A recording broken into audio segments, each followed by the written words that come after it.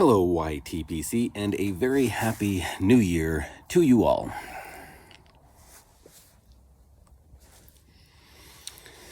My family and I actually celebrated my birthday yesterday, just because of timing with work and everything else for all of us.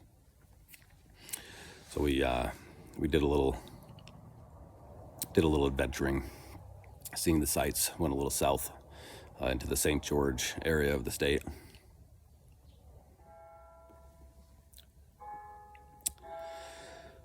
I'm enjoying some The Witch of Yazoo. And I'm enjoying this out of my 2023 Christmas pipe. This is its second time being sipped from, the last being a review that I had done on this channel. So this will not be a tobacco review. This is going to be more along the lines of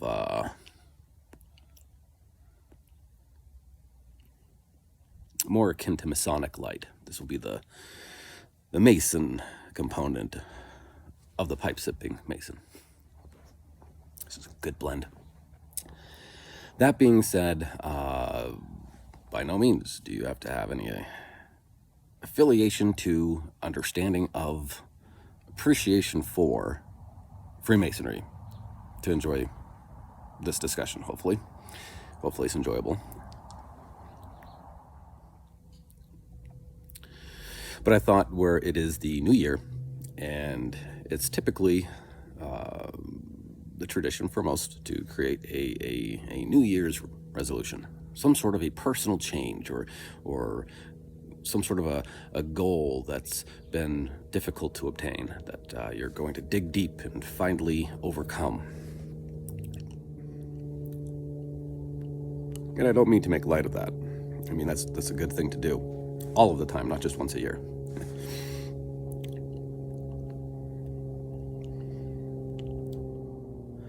One of the obstacles of change as a society as well, societal change is just as difficult and often tragic as attempts at personal change. And I'm talking about tragedy in the sense of oftentimes we feel defeated when we attempt these goals. We set them, we have great ambitions, strong conviction when we set out to do so. And that follows us, for several days, perhaps months, and then we lose track of it. The motivation depletes, distraction clouds our mind, and we look back a time later and realize that our strength was spent for naught, or so we perceive.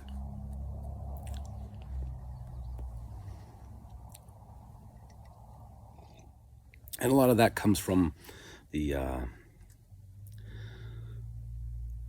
obstacle of just perception.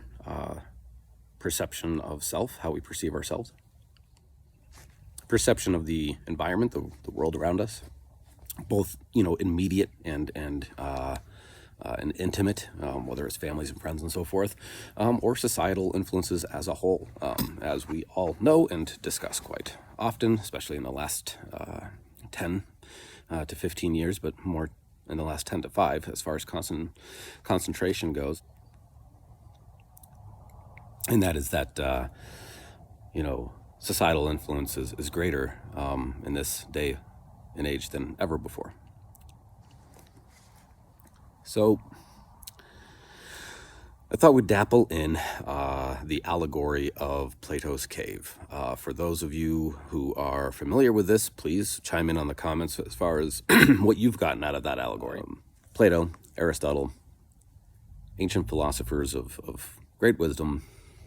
I prefer the Stoics, but anyways, the allegory in a distilled, quick version is that there are a line of individuals that have been chained to the back of a cave, facing the back wall since birth. The bondage that they're in also makes it so that they can't move their heads. They're just staring straight forward at that cave wall in the back. And behind them, there is a large fire that has lit, and puppets are used in front of the flame to create shadows and cast them on the wall before these men. They're set down a little bit lower than the people behind them that are casting the shadows on the wall. Due to the acoustics of the cave, all the sounds that they hear that are echoing back to them from the cave wall are also being produced from behind. So obviously the shadows and the voices that they hear are mere representations and weak representations of reality. So one of the men is freed. I don't believe it goes into exactly how or why, but it happens. And they make their way to the entrance of the cave, and as they're getting closer to it, the light is blinding them, and then they step out into it. And, as we all know, stepping from like a dark movie theater or something out into the daylight, it's distorting and blinding and so forth. So he realizes that the objects around him are more true than the shadow, which takes some time for the individual. I mean, there's a whole piece in this part. This is the Plato's Cave is in the Republic. The Republic is a great piece of literature. It's actually not that large as far as like volume, as far as reading. So when this individual goes back into the cave, because his eyes are no longer adjusted for darkness, he has a hard time even seeing the shadows on the back of the wall, and he attempts to liberate his friends, not necessarily from their shackles, but from their mind of like, hey, this is not it. Like what you're buying into here is not really true reality. This is just a representation. It's false. It's come with me and I'll show you. And they actually reject it.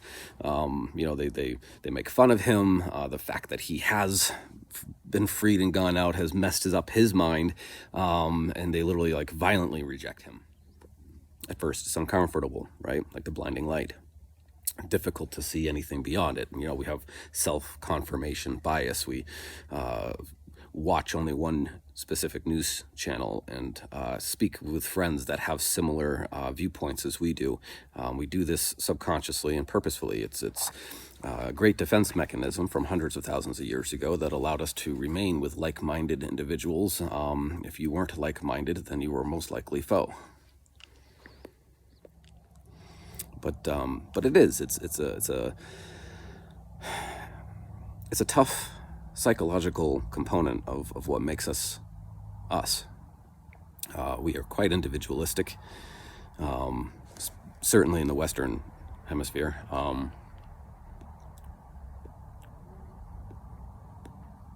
We like to think so. We like to, sometimes, some of us, turn a nose to collectivism. Oh, not us. We are individuals, free.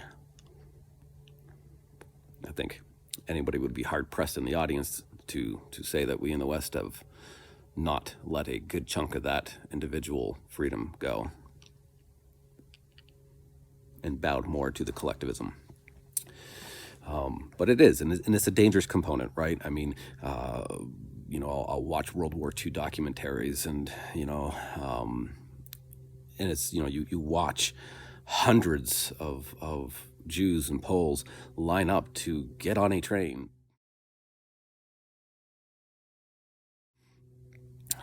to go to their death, and you watch 60 or 70 in a group line up in front of a ditch when there's only maybe 2 or 3 people with a gun. And you ask, like, why, if you're going to meet that end, why not meet it with everybody turning around in one mad rush? Yes, they'll get a good chunk of you, but the rest of them might actually survive, right? Or why get on that train? Why allow yourself to be oppressed to that point? How does it get to that point?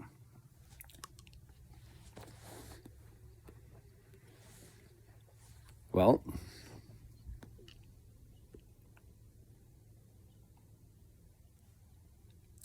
it gets to that point because of the fact that we do want to conform with the masses. We do want to continue to sit in that cave and look at those shadows, because that is where we are comfortable. It's congruent with our sense of self. This is what we know. This is safe. It is the brave soul that turns and faces the back of the cave and goes out into this blinding, bewildering, distorted reality to seek out a more solid truth than what has already been subscribed to. That is really, I mean, that's the rub. And so then, of course, that plays also into personal growth, personal change. As we go into this new year, ladies and gentlemen, I encourage you to think of that both as a personal component, how difficult it is to truly look change in the face, to really, truly do it. It's not easy, and the more into age we become, the harder that is to really grasp. So my thoughts of encouragement would be both to grow personally in a way where you try to step back outside of that comfort zone, because that's where all growth occurs. Plain and simple. On a physiological, on a psychological, on a spiritual, it does not matter what realm of reality we talk about. In order to truly approach change and growth, it needs to be done within that framework of uncomfortability, because you have to have one foot still in the comfort zone. You don't want to just throw everything to whim, but you do need to have one solid, firm foot in what is already orderly for you, but put a tentative foot out into chaos, because that is how we grow. Try something new that is uncomfortable for you. Stretch that a bit. Whether it's trying to have a healthier lifestyle, that is not going to be easy. That is going to be difficult. Again, this is always about overcoming the dragon to get the gold, right? This is always about a hero's journey. This is always about trying to go against an odd that is tough and has a strong potentiality to fail, right? And that, again, that's the tragic part of it, that unfortunately, oftentimes that will be the case. And that's okay, because then you keep going, and maybe change direction. Maybe the way that you were approaching it was wrong. Maybe the goal itself just wasn't right. Maybe the timing to set that goal made the goal unattainable. But you keep at it, and you keep stretching towards that growth, and that is, as well as your mindset, your viewpoint. Don't allow complacency. Don't allow for just complete social compliance and conformity. Dangerous, so dangerous. And we all have a natural propensity to do it, but it is such a dangerous, valuable component of who we are as humans. Be brave enough to be the only one in the crowd that has the constitution to say, hey, nope, this just does not jive. This does not work with me. Something is not right about this. And then truly, as objectively as possible, try to eradicate the emotive component in your mind.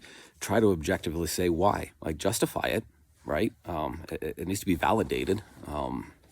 Without the validity, your whimsical ideals are no more genuine than the ones that are trying to be pressed upon you. But it is becoming more and more important that we have personal confidence in what we stand for.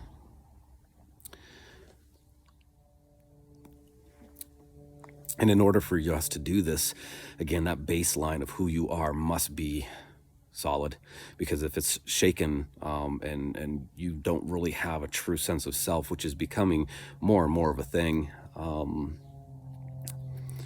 I know I've alluded here and there of my profession. And I will say that more and more clinically,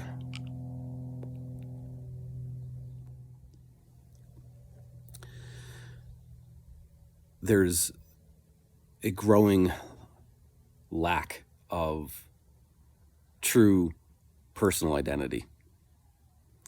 And it's no wonder. And none of us are confused as to why that is. And it is so important that that you know that. And the way to figure that out is, some personal self-reflection, but also you need some moral exemplars, right? Like read some literature, get to know people of worth. And when I say of worth, I mean of personal worth, people who are morally and ethically grounded and have their life in order. Speak with them, learn about their ideals. Does any of that ring to you? Read books that are classics, read some of Homer's literature, read some of the ancient Greeks. Stoicism is real fun. Some of the Stoics are great. Epictetus, Marcus Aurelius has some great stuff. I definitely wish all of you a very happy new year.